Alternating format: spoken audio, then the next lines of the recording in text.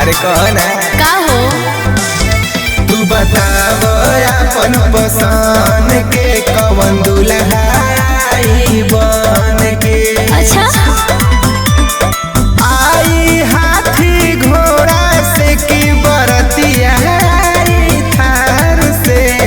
सुनो का हमारा बारात बिहार से। अच्छा प्रजापति कुम्हार से हमारा बारात बिहार से। प्रजापति कुम्हार से बुझला।